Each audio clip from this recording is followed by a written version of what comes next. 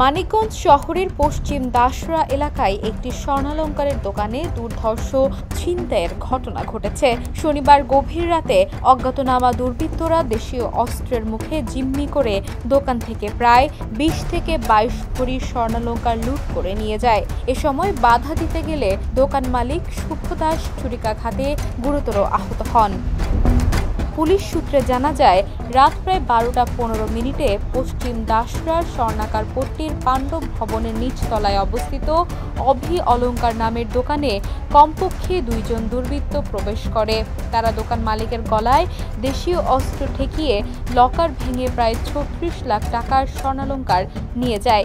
পালানোর সময় শুভ দাস বাধা দিলে দুর্বৃত্তরা তাকে পেছন থেকে ধারালো অস্ত্র দিয়ে এলোপাতাড়ি আঘাত করে গুরুতর জখম করে।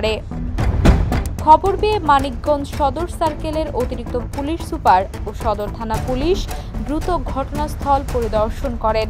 ইতিমধ্যে পুলিশ প্রাথমিক তদন্ত শুরু করেছে এবং ঘটনাস্থল থেকে কিছু আলামতও সংগ্রহ করা হয়েছে।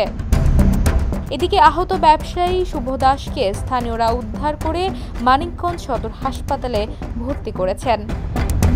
মানিকগঞ্জ থানার অফিসার ইনচার্জ এস.এম. আমানুল্লাহ জানান, ঘটনাটি গুরুত্ব সহকারে তদন্ত করা হচ্ছে।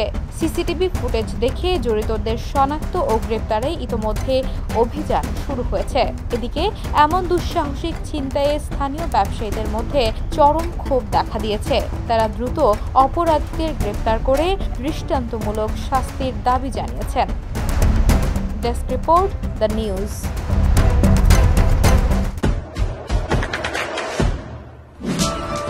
দেশে দেশে সবার সাথে দ্য নিউজ।